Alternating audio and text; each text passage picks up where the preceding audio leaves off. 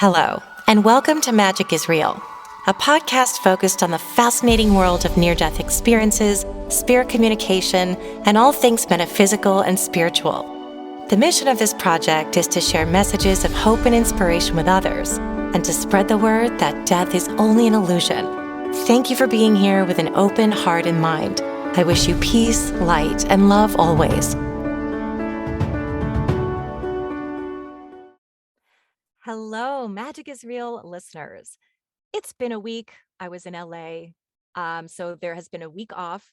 I also just wanted to say right up front that all of my social medias have been hacked and disabled. So if you noticed that I was not there, I have not disappeared into the ether. I am still working to get that back, and should be back soon. If not, we're just going to start all over again and let it be what it is and go with the flow. So, welcome and thank you so much for being here. Today, I'm really, really honored to have someone that I follow, I know of, I admire. Her name is Lauren Rainbow. She is a medium, and I want to welcome you, Lauren, and thank you so much for taking the time to be here. Yay, thank you for having me, Shannon. I'm excited to be here. And I love the name Magic is Real because it is so real. Exactly. And I knew you'd understand it. So I'll just give I'm going to read off your page that Okay. you're an internationally known psychic medium. You are a meditation maestro, spiritual teacher, and sacred travel guide dedicated to serving spirit and inspiring you to awaken and align to your heart's calling. So you do a lot of different things. You also have a wonderful tarot deck, which I need to remind myself to order, which is the mediumship training deck, which Yeah. you created with John Holland, who is one of my inspirations. His book is what I just dropped something, but his book is what where I learned that I could become a medium too. Yeah, And amazing man. I've always loved him, and I believe I found him through you. So I'm so excited that you're here. Thank you again. And Lauren, I'd love to start by having you share about you. I'd love to start with your background, anything that is relevant to your spiritual journey, about how you grew up, what your beliefs might have been. Were you a medium since birth? Whatever you want to share. Oh boy. Yeah.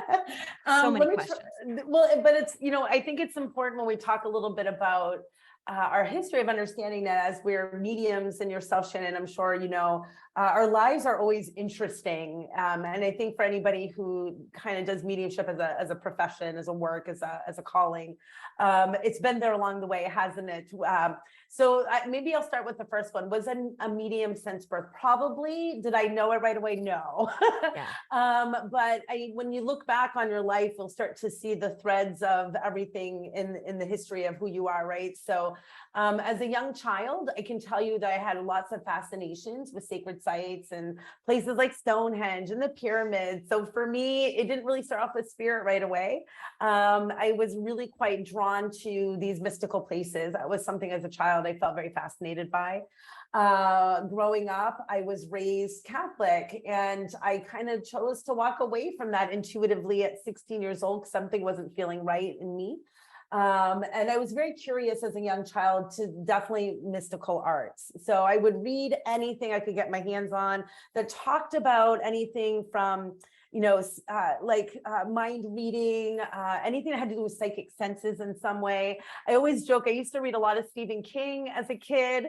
And, a lot of people are like, well, he's a horror writer, but I'm like, if you really look at the characters he wrote about, they all had mystical powers, fire starter and carry with the senses and things like that. So I was so fascinated by the ability that humans could possibly have something beyond them energetically, whether that's intuition or, I guess back as kids, we saw it as a supernatural power, but nowadays we realize that being intuitive and connecting with spirit is really more normal than we know, right?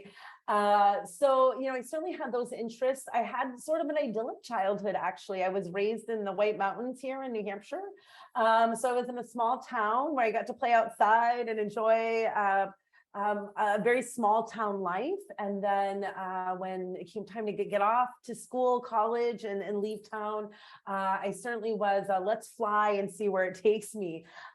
So I certainly tried to be much normal. In the beginning, I went to college and studied to be a journalist and graphic designer. I actually worked in both industries. I worked in the newspaper, and this is where we start to get the real mystical stuff going. So my first job out of school was working with the newspaper, where every day I was covering hard news. So I was covering anything you can imagine, from crime scenes to accidents to you name it, hard news. I was there. And I always joke, because the newspaper Shannon I used to work for was called The Messenger. So at that point, I was like, I look back and I go, okay, the universe is kind of giving me a dialogue for spirit. After some time of working in that, but not wanting to be in the hard news part, I really had a different desire as a journalist to, I guess in that industry, they would call it be a fluff writer. I wanted to tell the good stories. I wanted to tell the stories of amazing people, and I just wasn't getting there. So actually, spirit intervened. This is 2000 now. We're going back some time. We're aging me here, 99, 2000, right? And I was given an opportunity to move to a different line of work, but that came with moving into a house that was a retired funeral home. So I went from working in hard news to, now being a graphic designer, but working in a mystical building. And that really opened up a lot of energies and shifts in my life. I was in my early 20s, and we weren't far from Salem, Massachusetts. So curiosity would, bring me to places like that too, just, because I was drawn and I was, curious to understand more about the mystical arts, I keep calling it, the different aspects of spirituality, which I've explored just about everything you can imagine, Shannon. Shamanism, you name it, energy healing, mediumship development. There's not much I haven't sat with and done in the spiritual world so far. So the real shifts in my life started happening. I was laid off from a job the day before 9/11. I ended up 2 days later at a metaphysical shop, unemployed and lost. And I was in a world of a community of people who took me in for 4 years and gave me extensive development in Reiki and other energy of healing arts.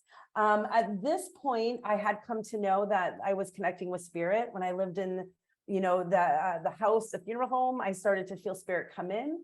And then boom, I'm in this mystical place. I'm in a metaphysical shop where these people are taking me in, and they would start to train me and help me work with these abilities. So I was trained in a lot of different things. And so my life really changed with 9/11. I think there was a big shift for many of us back in that time. And we've just gone through the next one with 2020. Where we're seeing another awakening, as you will. So it's been an interesting journey, and very much living life kind of like a nomad for a lot of times. I've traveled the world. I've been to Egypt, Mexico, Peru, and I now bring people on journeys to these mystical places as well. And if you asked, 20-year-old Lauren, if that would ever have been a life dream and vision, she would have laughed at you. So it's been an extraordinary journey here to be now 20 years later, a professional medium, helping people connect with loved ones in spirit, but as well as creating these mystical journeys, these life-changing opportunities to travel and experience some of these amazing ancient sites and to be awakened in a different way.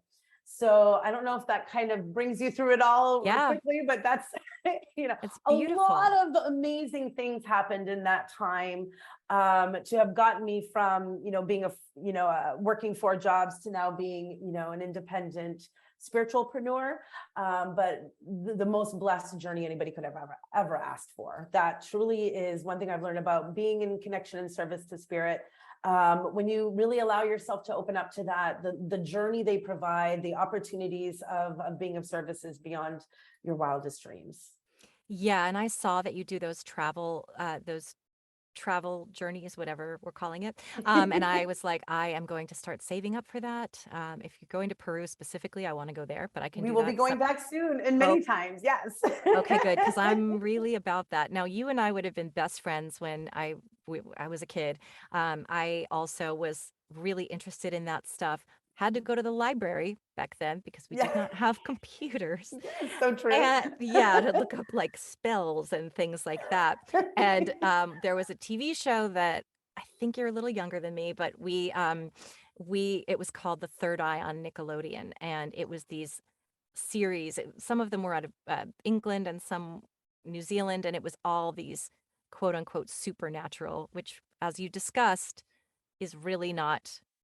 It's not supernatural. It's just natural. It's Um, natural, right? yeah, and of course these stories were pretty supernatural in fiction, but I was obsessed with that series and I watched it every time it would play. So I think we would have been really good friends. And then somehow I became like an agnostic slash atheist. But in high school, John Edwards' show was out and my mom and I started binging it.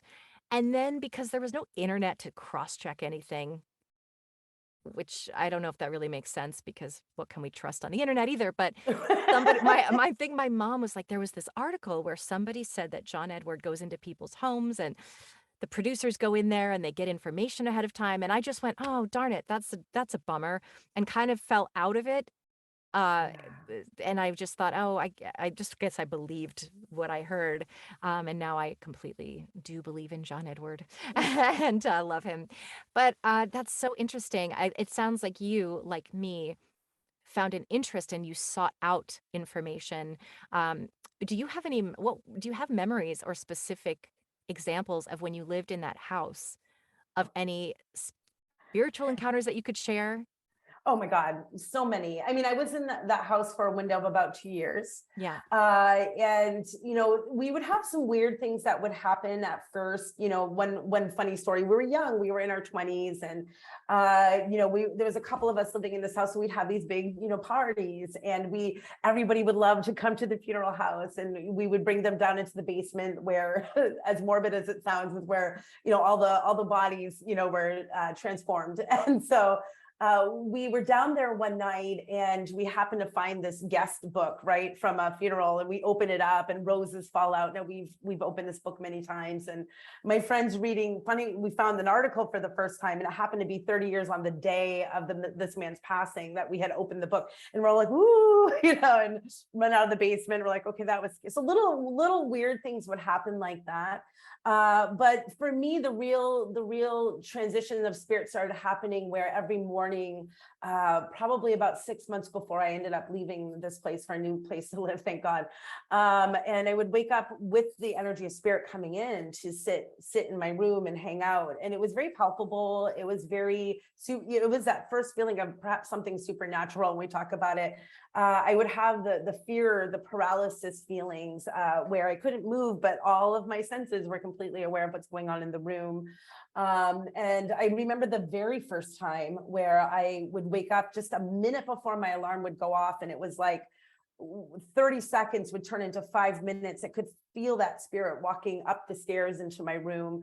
I'm stuck, I'm in a paralysis, but my eyes are literally wide open, and I could see the door open and the spirit come in. And I knew what I was dealing with. I knew there was a gentleman that had stepped in. I knew he was a departed.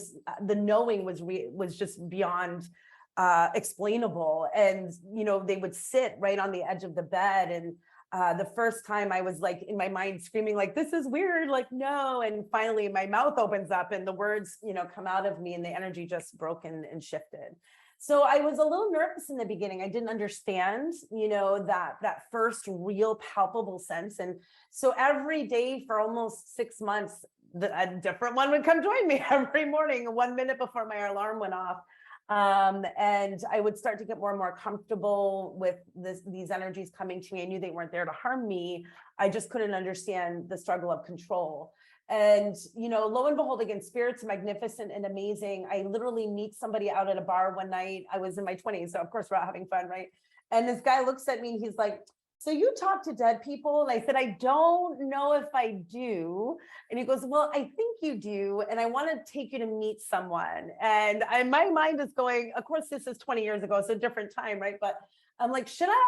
And we just talked that night and ended up becoming very good friends for quite a while. And he took me to my first psychic development class, and How did he know? Had you mentioned that you had these experiences, or was he a medium? he was in tune, and So just, he saw it in you. he saw it in me. He came to me and just said, this is what's happening to you. And I think I know somebody who can help you. And it was my first real touch. I didn't spend a lot of time developing in this place because it wasn't quite right for me.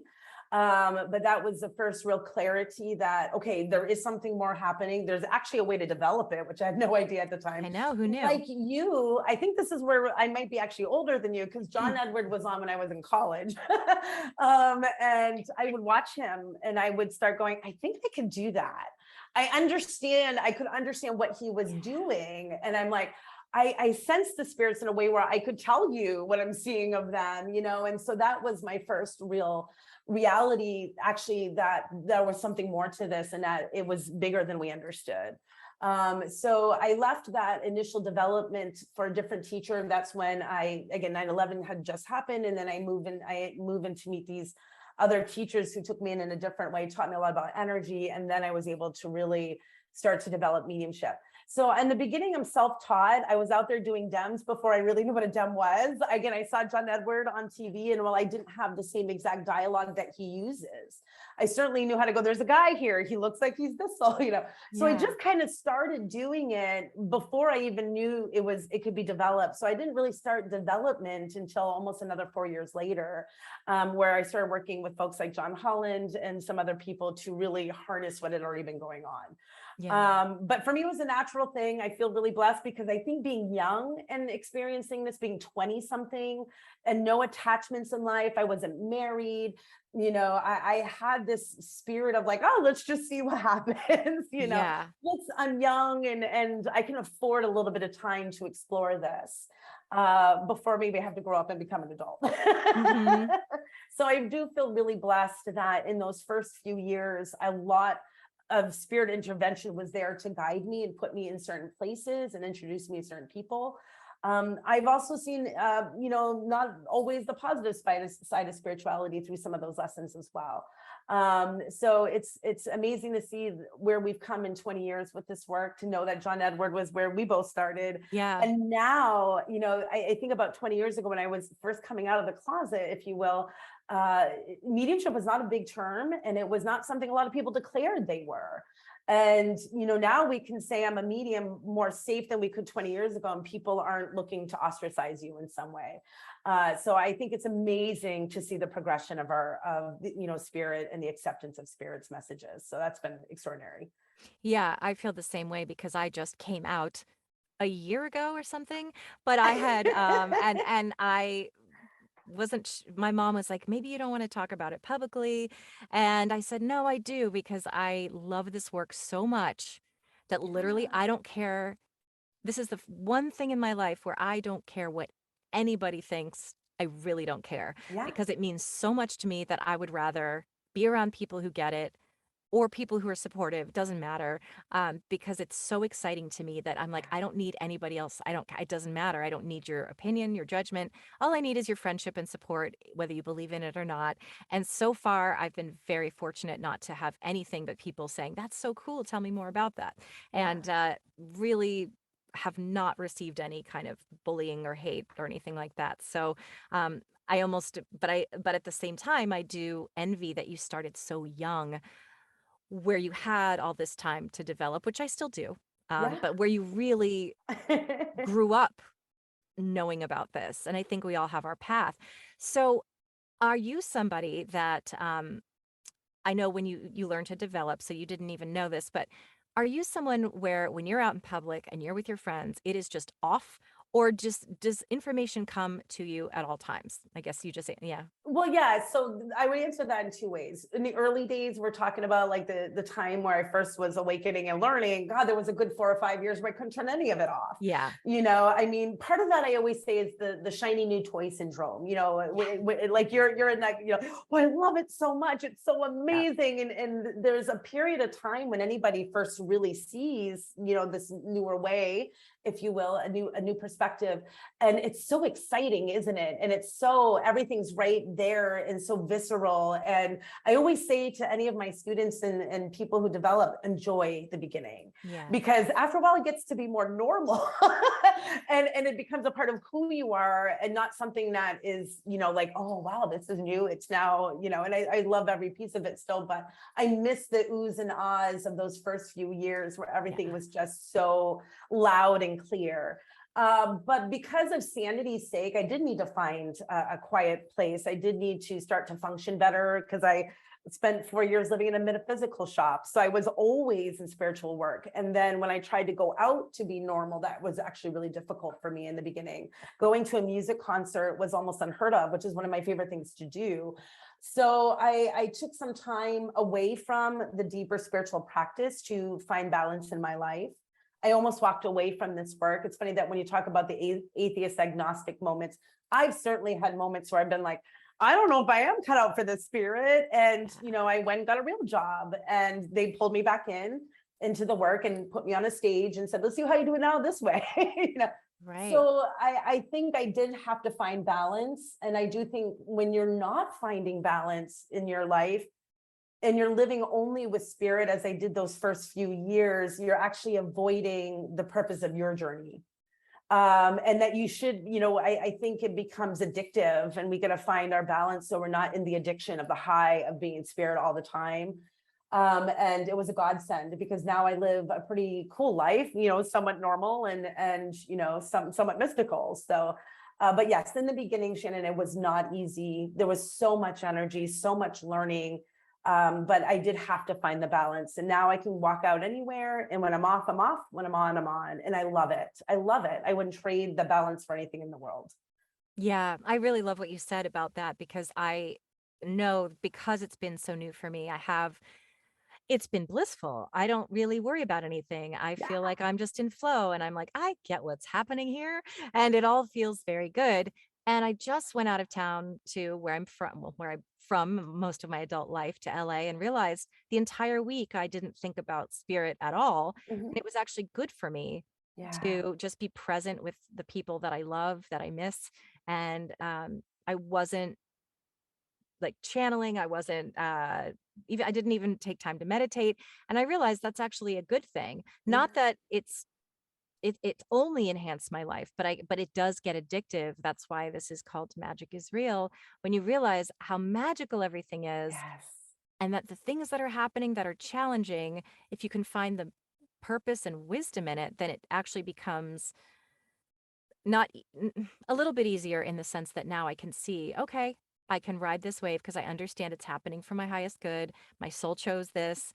And this is Sometimes that sucks, but it's it, true. but it helps me when I'm like, all right, this is not ideal. However, there is a reason for it. And I know that I will understand that reason later. And so it really Yeah. helps me, prevents me from fighting against whatever's happening and just being like, okay, I receive this. I accept this. I Beautiful. receive this. So Yeah. I think you're right. You do have to find that balance between the 3D world and the 5D world and incorporate, like blend it together, but don't just be so in one world that you're not even learning anything because you're just blissed out on spirit. And you still do have these challenges and these joys too Yeah. to experience. For me, the reality of I needed to pay bills. I Yeah. needed to work a real job. I needed to pay bills back, years ago. And while I would do psychic parties and psychic fairs in the early days, we didn't even have MySpace yet. So Right. we were hustling. I would be out, at any psychic fair I could do to get my name in, business cards, all of that. It was a hustle in the early years of my journey here. And I was like you, where I was like, I just came out of the closet, like, this is who I am. World embraced me. I'm going to do it anyway. And but then, while that was lovely, there was bills to pay. Life had to happen. And so but what I love about the magic of spirit, if I can say this, that I have learned, it doesn't matter whether you're in the connection of spirit all the time or you're having a normal dinner with friends. If they need you to know something, you'll know Yeah. it. That to have the balance and to be human does not take us away from the flow, as you say. And I truly think that for me, I'm beyond blessed with the fluidity of my life. If there's one thing I do think I've mastered a little bit is being in that flow, even in normal states. And having the moments when, well, I may not hear voices or go through the grocery store and have loved ones talking to me about, oh, that's my daughter, that's my son, whatever. For me, there's always an intuitive connection. There's always our inner voice, our inner, I always say intuition is into you. And so that part is always connecting us, right? That part is always guiding us, even when we're in a normal balanced situation. If I'm at a restaurant, I'm still, feeling unknowingly now feeling, oh, that person's got good energy, or that one might need a little love over there. Yeah. We are always being guided, aren't we? Whether we're channeling or not, there's the intuition is always active on some level. Yeah. And what would you say about for people who want to develop their intuition, what is something really important that you want them to know? Boy, what I'm about to say, most people may not like because we want the Polaroid shot these days, but it Yeah. is development and it is dedication and it is a trust and it is a faith. Like you said it yourself, and I love the energy of what you said it, Shannon, when you said a year ago, you kind of said, this is what I'm going to do. There's a part of you that has a certain belief in you that knows to the core of your being that this is real. There's a magic, right? Magic is real. But to really harness how our abilities work takes real practice and dedication. It means making mistakes. I think developing mediums struggle with this the most is, if they give out the wrong piece of evidence and they get a no, it's like they shut down and go, okay, I'm done. Like, do you know how many times people have said no to me and I have stuck with spirit, and in the end, spirit wins, not that it's a competition, but they know what they're doing. They know what they're saying. And I've certainly been shot down by people who say this doesn't make sense. Then I get the email later that says, oh my God, and I've been through so many moments of years where I think I'm crazy and that I'm not crazy. And I've just gone to the place now where it's like, here's what I got to offer you. When you validate most of it, let me know. And, obviously with evidential mediumship, we do, of course, as you know, a process of real validation. But when those moments show up and I feel like I want to question it. So to anyone developing, it's develop, trust, don't give up, and, don't back down. If you really want to connect with spirit, it means, really a service. I think you get it, Shannon. There's nothing like true service here, because we stand in the middle. We stand in the middle of spirit and life. And in a way, I wouldn't say we're defenders of spirit because we can't go poof here. We're doing the evidential part, but we also stand in the way of saying, maybe you'll believe this, maybe you don't. Right. We have to be willing to let go that it's not about me making you a believer. It's about me believing in what I know and sharing it with you as best as I can. And if that offers healing to you, amazing. And to let go of an outcome as well, so it's a journey. The other thing I would just say really quickly to anybody who's developing is it is the greatest journey of your life. When you really learn your intuitive voice and you really get into the flow, as you understand now, Shannon, yourself, and I said this earlier, the world is amazing and fluid, and it provides.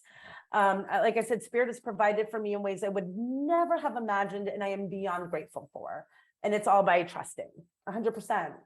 Yes, I feel like I'd say this every episode, but I'm gonna show you because you haven't seen it. I just got trust tattooed on my wrist Nice. because of that, Yeah. because it's so for so many reasons, but as a newer medium who's been doing this 2 years, I think 2 and a half, that's the biggest thing that we all struggle with. And I love hearing you say you struggle with it or have or Still occasionally struggle do. with it, right? That Still it do. takes total jumping off a cliff and trusting that the net will appear, mediumship reading and intuition in general, whether you're making a Yeah. decision about your life or giving a reading. I had this dream in the beginning where I got up on stage to give a reading, and I was like, and I was aware that had no clue what I was doing, and I was just like, your grandmother's here and she's loves peaches, and everyone was like, no, no, that's not it. And it's that feeling of getting up on stage and not knowing your lines, and yet that's what you have to trust, that the lines will come to you. 100%. And it gets easier and easier for me, but there are times where even I go, what if this isn't real? Or what if it's a parlor trick that I'm doing? And I even go into doubt. And then I always remember people that I've studied with, like Monica the medium, who's one of my teachers, and it's Amazing. amazing. And Yeah. I'm like, she's not making it up. And she told me I was doing it. And like sometimes I have to just go back to remembering I studied under this person who I know is incredible at this work, Yeah. who nurtured me and mentored me, and I got me there. And I have to trust that I can do it too. Mhm. As a lot of people will say, not everybody's going, everyone can learn to play piano. Not everybody's going to be Chopin, but we can I all love that. So learn. true. Yeah. Yeah, it's like we can all learn it. And I found that I'm actually better at it than I think, but there's always that tendency to be hard on myself or to review the reading and go, well, what could I have done differently? Did I do that right? I think I missed something. Why wasn't I clued in? But those are all learning opportunities I've found. 100%. And if I can just say a little touch to that, Shannon, like, when I do the work too, there's still moments where I go back and I go, that could have been better. Yeah. Sometimes I get off the stage from a dem and I'll have people, that was great, great messages. I'm like, Yeah. the flow wasn't, and I think we're our own worst critics, but to me, it's because they want to serve that much better, Mhm. and then there's unicorn nights, I call them, when I'll get out off from a dem and go, who was that out there? Yes. And you get some amazing pieces of evidence. And I've seen things in this work that I can't explain away. And, and that's the part where I have had moments on stage where I'm just like, what is going on here, spirit? I And know. I love that they can still blow me away. And I Yeah. still have these moments where years later, I just go, wow, if I have any doubts, there's another reason to not doubt. There's certainly things I think we could easily try to explain away, but I've said things I don't know where they come from or how they come out of me or why this needs to be said. And when it lands in a certain way, and you're just like, you can't make this stuff I up. know. I always have to go back to those ones where I'm like, wait a second. How would I have known this specific thing about this person, like down to like Yeah, visualizing something so obscure and it was so specific to that person? Like I did a reading for practice, even where this woman's husband came through so clearly. He's very young, and he was like showing me um the scene from A Christmas Story where he's going through the old cereal box and like sending away for the BB gun.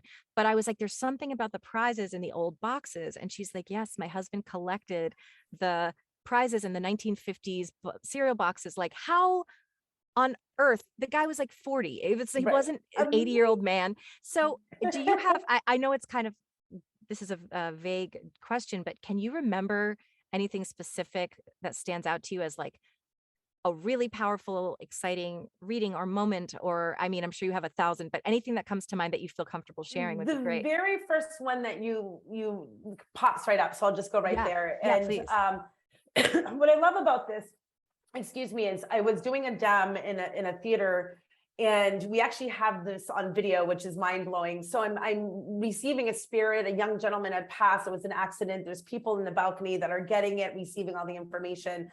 And I kept saying, like, I have a woman's name that begins with a J, like a J. And just as I say J, you see them look down. I mean, this is a full theater, a few hundred people or more. She looks down the balcony, and as I'm saying J, you see her go, is that Jaden? And like in the balcony, there's a family. They didn't even realize they were at the same show. She stands up, they hug. We had this all on Wow. camera, and the whole audience is like, so I get goosebumps when I think about these little magical moments where not only, spirit knew more than we did, and just trying to make that. There's no way I would have known your relatives are in the balcony, a few feet down and a few rows over, and then just, the spontaneity of how fast that all came. And that's one of the moments where I'm on the stage going, is this happening? And so, there's been so many spectacular moments over the years. I've been blessed to do, a lot of work here in New England, where we've seen about 3 different times people being reunited in an audience. So that's one of at least 3 times I can think of easily, where different messages have brought up somebody else in the room that, people didn't even realize they were connected to. So that's, to me, where I see spirit so much more aware of what's going on in a room, especially in a dem style.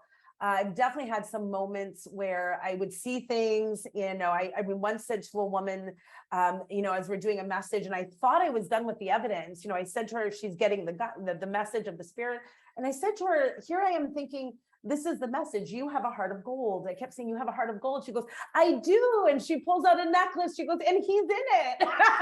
Oh, and, wow. and so a little moment like that, where, the evidence was so clear, here I think I'm going into the message. And she goes, no, there's more evidence. I do have a heart of gold, and he's in it. So I'm always amazed by those little touches that come through. I mean, there's certainly been things that have been said that blow my mind.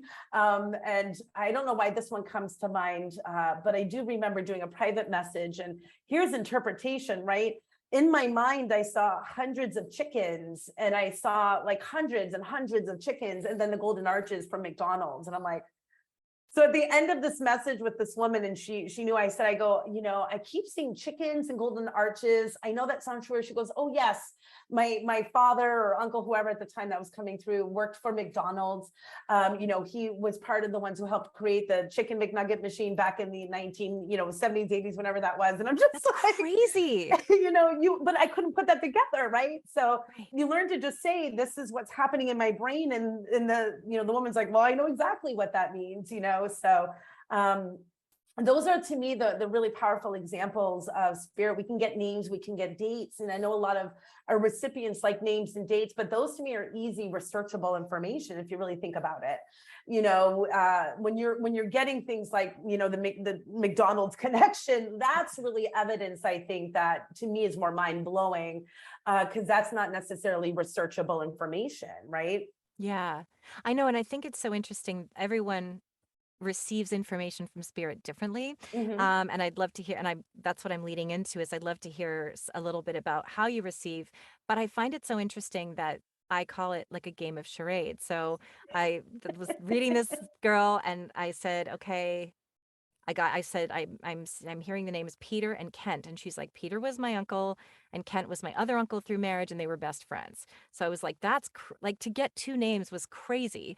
And then I'm like, okay, I was like, this is weird. I was like, I'm seeing a duck, like a duck, a rubber ducky, I think. It was like, I go, and then I'm seeing storm clouds and like a big storm. And then all of a sudden the storm parts and there's sun coming through. She's like, okay, so Peter, I think it was Peter, was a big sports fan. So after he passed, I went to visit my brother who plays for the Oregon Ducks. And Oh, she's like, and we went to this game, and she's like, and I went with, I think, another family member, and she's like, and there was a huge storm, and we got dumped on, and she's like, but we had the best time. It was like, all of a sudden it was sunny, and then all of a sudden it was like this huge storm. And I was like, oh, okay, so Peter was there with you at that moment. Like, it was so clear. And I'm like, I just got chills. How they put things, it's like charades, like sounds like, looks like, say duck, say storm. She'll yeah. know what it means, because they're vibrating at such a higher frequency. Because I think people are like, well, why can't they just say their name and like go, hi, I'm Uncle Peter and I'm here to say this? Yeah. Well, actually, I'd like you to explain it because it's rather than me. I think I Yeah. hear you saying almost probably the same thing I do, because you started saying like we vibrate at a different level. Yeah. We're and I even explained this on a demo I was doing this weekend where, I said they're giving us 100% of everything. They remember their first, last name, middle initial, everything you can imagine about who they are, but they're high frequency and energy now, and we're humans in a body. So that I feel like they're going, Joe Smith, I hear Joe, Yeah. and then they're like, I'm 38. I think he's 30 something, like, Yes. we're getting a portion of everything they're trying to give us. And you're asking like how do we sense, and I think it's really a bit of everything, isn't it? I do Yeah. think we talk about our clairs, clairvoyance, clairaudience, clairsentience, and I think some of us have stronger senses than others, but I certainly have learned over the years that all of it's working, all of it. I wouldn't say personally I am a strong clairvoyant where I see images and colors outside of my peripheral, but in my Yeah. brain, am I starting to see more than I've ever have? Sure. Like the chicken McNuggets thing, it was chickens, and that was visions in my brain that were coming together, and I'm just like, how does that come together? Yeah. And so I think we work as a sensory antenna of everything. I mean, there are moments I hear things very clearly. That's probably my strong ear. I have a strong sentience. I think I'm working stronger on my clairvoyance, but I certainly smell things sometimes. I'm sure you smell cologne or food or Mhm. things like that. Sometimes we taste things. I remember sitting with a woman who was a bit of a cook, and I kept tasting chocolate, and I couldn't understand. I'm like, why am I see flour or something everywhere. And that's when the woman's like, she's a chocolatier. I'm like, oh, okay. Wow. So I think the spirit will work with any part of us they can. to help us create that dialogue. I think the hardest part is not interpreting it overly too much. Sometimes putting it out there, like you were saying, just saying, hey, let me say duck and let me say this. And then yes, the sitter can kind of put it together. Some cases, I think I overanalyze sometimes this information. I I do make too. more than it should. And I go, okay, wait, let me go back to the first piece and go, do you understand just this? And oh yeah, I get that totally. So I think Yeah. we as mediums, the hardest part is to not overly dive so deep into the information we're receiving that we almost saturate it incorrectly with definition, if that makes sense. It does make sense because I do it all the time. And then I'm like, wait, I was right, but I just was making up a whole story. I was taking it 2 steps too far. Yeah, Instead of just saying, I trust what I'm getting and I'm going to let them figure it out. I think it is such a balance of trusting yourself, but not taking it so far that you're like, I got this. I'll figure out the whole story on my own because we're not really meant to. And as long as the sitter understands it, that's really 100%. what matters. But of Yeah. course I wanna know because I'm like, "Was I right? Tell me." You And we know, can do that, There's after. something I think that you'll discover over time, Shannon, is, simple validation is all I need now. Yeah, Sometimes at the end, I would like to know what's the whole story. Now I'm like, as long as it makes sense to you, I don't need to know. right. And you'll get to that point where, because I find like sometimes if I'm doing a private session and I'm getting information and they're like, oh my God, that's so amazing. Can I tell you? Not yet. Let me keep Yep, going. And they get so, but let me tell you, not yet. I'm like, as long as you get it, that's all that matters. Just let me keep the energy of spirit moving. And I think I have one woman's like, aren't you just dying to know? And I'm like, no, it's okay. I'm happy to just keep serving as long as you're getting it. And so at the end, she was like, I have to tell you all this stuff, and I will receive, but I've learned that the less I need to know, the faster I can work as a medium. true. That taking my curiosity out of the story helps me just tell the story. That's true, and I don't know if what my question is yet, except I know it has something to do with the fact that you have to keep during a reading, you have to keep that vibration up to meet the spirit, and the spirit has to kind of lower their vibration, and we have to lift ours up a little bit. Mhm. Sometimes I can hold that connection for an hour and a half, and Yeah. I'm not telling people to give hour and a half readings. I still am guilty of it because I'm still new where I'm still like, "No, I can keep going. Come on, let's like, I'm in it.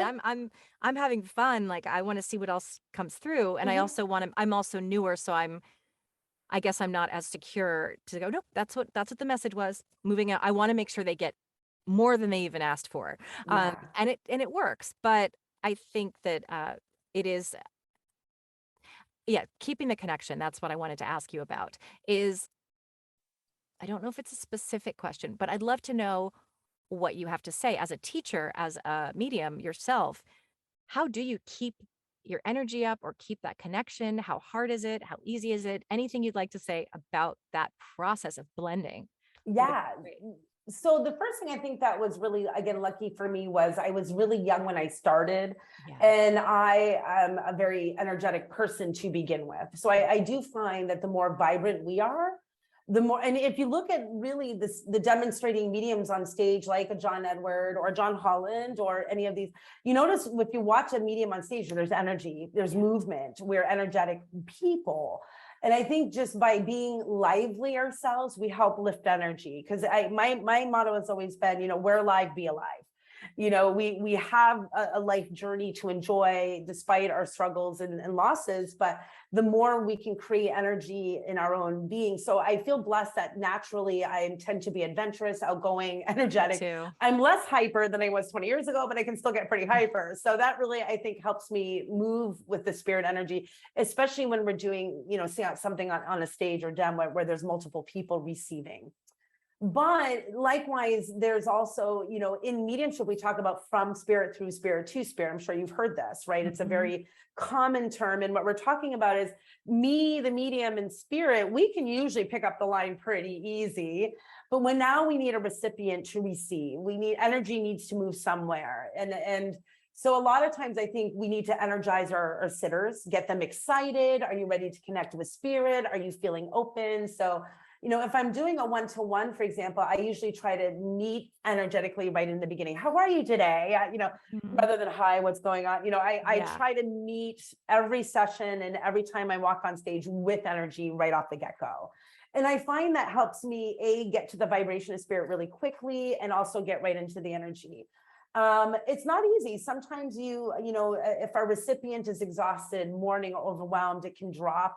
And I've actually felt a whole room of people drop. When you're doing mediumship in a platform setting, and the room tanks, as I say, the whole room people start to get exhausted. That's a lot of times when I think you see us bring out our humor. You might see a medium bring out a joke, make a laugh happen. And that's a way that we do to help raise that vibration back up. Energize the audience, to meet, because their vibration is definitely significant to how well we work with spirit. I don't think that's taught enough as mediums, that even in a DEM setting or a one-to-one, the more we can keep, I think, an energy moving with our sitter, reciprocate with them, energize them, communicate with them, and not just give them bullets of information. Check in. Are you getting this? Are you with me? Yeah. That helps to keep that vibration up, if that makes sense. Yeah, I do notice that the times where I haven't had great readings, it's usually I never wanted to put that on the sitter. I always was like, "No, no, I take responsibility for this." Always do. But it was yeah, but at the same time, looking back, I was like, that person had kind of shut down energy. They weren't they weren't non-believers or they Mhm. wouldn't have come to me in the first place. But they just had maybe like a little bit of a on the spectrum energy or just kind of a withdrawal. And like I noticed that the people were a little bit more just reserved or a little bit more quiet and kind of had trouble figuring out the what I was the messages or they also came out of curiosity and really Yeah. at the end I was like, I'm not getting anything. And I used to feel really bad about that. And then I would say, you don't have a lot of people in spirit, do you? And they go, nope. And Nope. I was like, I that's what it's not me. I mean, it can be me. It could be my energy's low. And always take that into account. But I'm finding with more and more practice, there's usually a very good reason why there's just isn't a strong connection. That person wasn't meant to hear that day. That wasn't what they got what they needed to hear, not what they wanted to hear. And so I think letting go of expectation and like you said, trusting is so important. Now I wanted to ask you too about you connecting with your own loved ones in spirit, but also how can other people when because we don't want to we don't want to encourage people to become medium addicts as much as we'd love to have that True. connection. Yeah. We also want to empower people to take what we've given them and say, you don't have to come back to me to have that connection. I mean, Yeah. I that would be selfish of me to just to allow you to think that you don't have the same ability that I do. I just am trained to translate. Like you said, I've done it I love every it. single day for 2 years without fail. I have studied, studied, studied. That's the only difference between me and you. I say that with every Yeah. reading. You and I have the same ability. I'm just trained. Yeah. You can still develop. So, anything you'd like to say about that? How can other people develop for themselves? Not if they may not want to be a medium, but just how can they forge a relationship with their loved ones in the spirit world? Yeah, I love this question because I think that, to me, any really good medium, anyway, what our goal is to empower people to establish their own connections. Yep. I also agree with you that being medium dependent is not always healthy for the receivers as well. To get a really great connection, I think is powerful, enlightening, and can be healing, but to rely on it is not healthy. So do I have a relationship with my loved ones and spirits? Oh boy. I mean, an hour easy we could burn on just messages I get from them. And it's not Yeah. the same way. I think it's important that people understand that my dad up there doesn't talk to me like every meeting, I every was just spirit. gonna ask you. I was like, your dad. I was gonna say it's your dad, isn't it? Because I immediately felt dad. So Yeah, yeah. no, he's one of my stronger ones up there, and he is my A team. There's just a story between us that is so empowering as a medium for me. He was intuitive in his own right, and he passed as I literally came out of the closet right before he passed, and one of the last things he said to me is, "Oh, you have it too." And I Oh, how kind of, what does cool. that mean? I was able later to understand more about that, but my messages from spirit from him are very different. It's not like, I do sense when he's here for sure. I do have moments I'm like, okay, you're around, what's up? But it's not like he's going, hey, Lauren, how are you today? Yeah. So it's still signs. There's still very distinct signs that I know associated with my father that I get as communication. And sometimes I get some very colorful, non-typical signs from him as well. And I love that I have a relationship with my loved ones up there. I think it's important for us all to know that you're right, Shannon, we all have the power to reach out. We all have the power to connect. What I think everybody needs to start with, to really, especially if you're, not wanting to be a medium, but you want the relationship with your loved ones. The first thing I teach people is be soft. Let go of this incessant need to want it so badly. Just even that energy of want, desire, and it creates tension in us, right? Yeah. And I think as mediums, we learn that the last thing we need to do is go, what are you saying, spirit? We don't tense up, we soften and we let it flow. So I think it's really important for anyone to practice softness first. Especially if you're trying really hard to get those messages and you're not receiving, simple meditation practices that allow you to relax and be open will help you be more aware of your world, period. And when you create awareness of your world beyond the mental brain, right? When we create that softer awareness, that's when our intuition can be more vocal anyway. That's when we start to feel things differently. And that's when we really start to see spirit being very clear and giving us messages. I think we need to give them some direction to what can help them connect with us as well. Again, I have some very specific signs with my father that I use, that I receive. And also he throws in other things that I go, okay, that's clear, But having a little direction, I don't think hurts, while also being open to receive what they bring. I think sometimes I hear arguments about we shouldn't demand of spirit. And I don't think it's a spirit demand when I say it would help me if you sent me this sign. It would speak something to me that I understand. So I don't think that's a demand so much as a loving request, or, letting spirit know. And I think that's wise. And then when you see something in your body tells you, oh, that's my gram. Then you need to trust those moments also and say, okay, I get it. Thank you.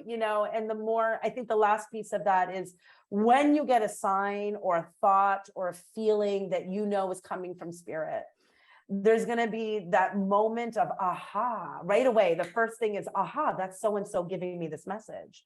And in that moment, if you can say thank you, it's the best, because then what's going to happen is your ego is going to step in and say, oh, well, that's a bit crazy. I literally have a moment. I will share this very quick. My grandmother actually gave me this beautiful sign. I was on the phone with a medium. She had just passed and it had been a few weeks, and I got a call. So I was sitting down and they're like, I'm just thinking about you. How are you doing since your grand passed? And I'm pulled off in a parking lot on the phone, and a cardinal, the spirit bird, right? Now, this is a sign, Shannon, where if I saw a cardinal fly by, I'd be like, well, maybe, right? Because we all know the cardinal is the messenger spirit. This is crystal clear. The car is idling. I'm sitting, it's on the hood of my car, inches from my windshield, staring at me for 5 minutes. What is that cardinal doing there? I mean, well, and the other piece of that, it happens to be her favorite bird. So I was like, well, guess what? She's actually talking to me right now while I'm on the phone. yes. And I could have been a number of things. Well, that's the spirit bird, it's a cardinal, yes, whatever. But it stood there for staring 5 at you minutes on my windshield. So Yeah. it's like, thank you, spirit. Yes. When they come close to you in a way that's not typical, I Yeah. think that is. Even I was driving recently and I asked for a sign from my deceased loved one, and I looked right up and I saw Cardinal Lane, and it was like his mother always tells me that this cardinal comes to where his gravesite is, but also that it just literally within a second, Cardinal Lane. And I was like, Yeah. I think we want these profound things. Like, I want to see an apparition of him. I want him to sit next to me. Exactly. I want him to touch my arm or something. But sometimes it's as simple as, oh, Cardinal, and just not dismissing it as coincidence. Then I was driving another day and I asked him for a sign and looked up, and his last name was on a truck right next to me. So it's like, and you go, oh, you kind of expect it to be more of like fanfare, but sometimes it's as simple as just drawing your attention to, hello, there's a little tiny sign. And the other thing is talking about meditation as a way And I do this every day, meditate every day. This is how I stay connected with my spirit self and to the spirit world. You teach meditation, or do you? Yes, you teach meditation. You also have many meditations. I'd love to hear you Yes. speak about that, about what you do and how it helps us and that whole thing. So this is the core of my work. Quite, what you're asking me brings me to the core of I think everybody is a medium. We find something that really is a big part of who we are. And one thing I've learned many years ago in this work is that everything that we connect with from spirit is through the heart.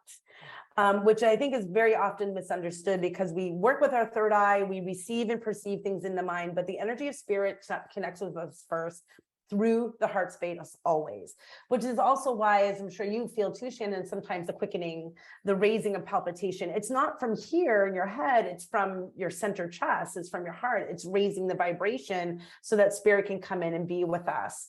So all of my meditation teachings are heart-centered, heart-based core teachings. And it's as somebody who is clearly, an energetic person, meditating many years ago was the hardest thing I ever had to learn. Yeah. And heart breathing, the heart technique, the heart breath, which is a core of every single meditation I do, was what got me there. And that just started for anybody out there who is listening and struggles with meditation, putting your mind into your heart and breathing and just repeating the simple step until your mind gets quiet and your body balances. We are now learning through different, I was blessed to learn that through places like Heart Math, they're now being able to register that our brain waves and our heart waves can balance exactly by doing just that. And we're learning that our heart intelligence is actually bigger in energy than our mind intelligence. So finding the balance of the heart is the key, and it's the key to any kind of meditation practice. Also with that, I think the best meditation practice for any mediums, intuitives out there specifically is sitting in the power. There's sitting in the power, as is a technique of raising your vibration consciously, tuning. I again do it more through the heart. We bring people into the heart space and we awaken our energy through the heart. We open it up, we raise that vibe. And I think, well, it's a great meditation practice for mediums and intuitives. I love everyday people to learn this technique. Why? Because if we all just learn to raise our vibes, and live in a higher vibrational state, which is the basic of sitting in the power, then we're all living that more energetic life. Even as you said earlier, how do we hold the spirit? By raising the energy. And I don't think we should just raise our energy to be with spirit. I just think living in a higher, not, higher state where we're in spirit all the time, but just living more vibrationally strong, just creates a better life flow. So, in teaching meditation, that's kind of the core of what I do. I do a lot of guided visualizations, and I'm on Insight Timer there. So we've got some stuff up there as well if anybody wants to try any of them. But I think there's guided meditation techniques, which are great journeys, aren't they? I have a couple, I like to do guided meditation healings. We do Akashic live healings, all the meditation healings, quote unquote, with a sound bath. And my friend will come over in this little room.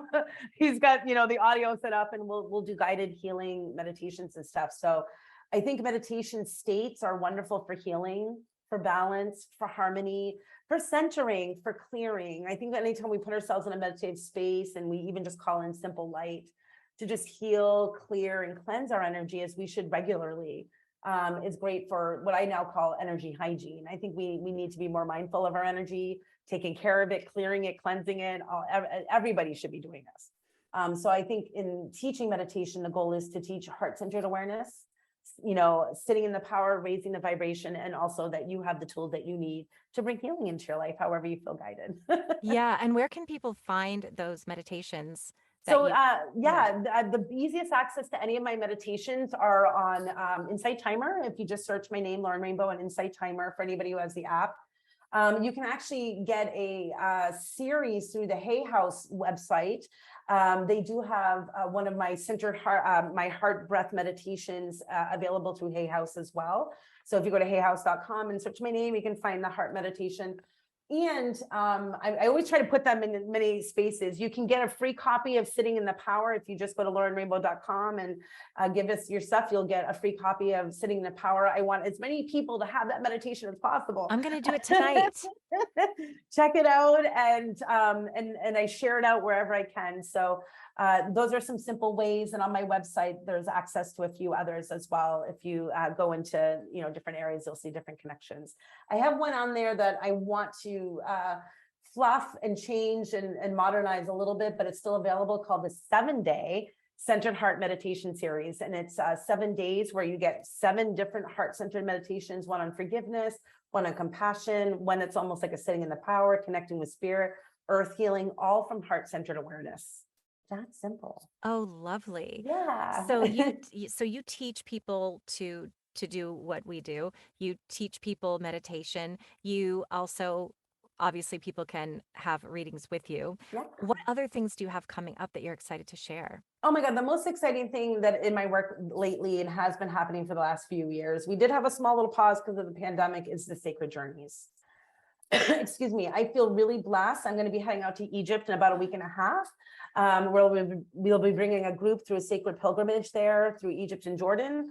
That one is full. However, if anybody is tuning in now, I do have one where we still have a few spots left in January to India. We'll be doing India and Nepal. I will be planning a journey to Peru, hopefully in the course of 2023. That will actually be plant medicine based. I'm doing that one. That's it. Yeah. Yeah. Another exploration of mine, having met some shamans in Peru and working with ayahuasca and San Pedro for years. That's what I've been wanting to do. And I think you just Ta-da! it just all came together right now in the perfect timing. Yeah. Yeah, and I think it's, I think it's an amazing exploration for mediums to, mediums and shamans, I say, we're sisters from another mother.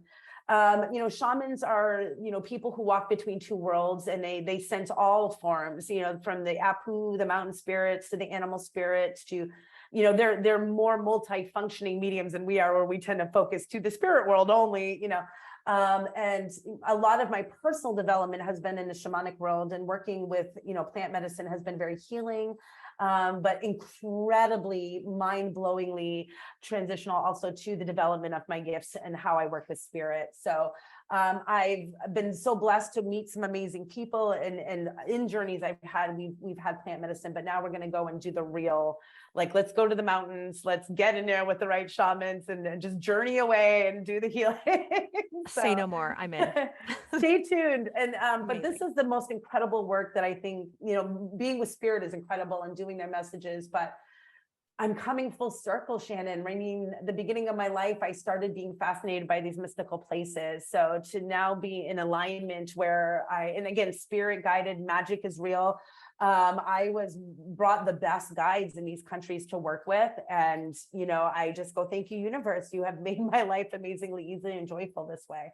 So that is the most, we've got more coming up, and another Egypt journey planned. Dates will be announced for next fall. So these are the things that bring me great joy right now. Yeah, it brings me joy to hear about them, and it inspires me too to expand my repertoire as I go through this journey. So I just wanted to thank you so much for being here and for connecting with me and my audience. I follow you, before my social media was hacked. And you will I again followed you. soon. I followed you on Instagram, and I love your work, and I'm so appreciative of all that you're doing to spread the word that death is only an illusion. It is This only an is illusion. only Earth School. Life is eternal, and we can indeed communicate and connect with the quote unquote other side, which is Mhm. actually not another side. It's actually right here with us. We just don't always perceive it as clearly as we as in this human form. So thank you again, Lauren, for being here. Lauren Rainbow, you're amazing, and I will have all of your links Oh, below. thank you so much. It's been amazing being here, Shannon. This has been a lovely conversation. Thank you so much for having me. What a pleasure. Thanks. Absolutely. Okay, just let me freeze frame. I've had a freeze frame there. Freeze frame.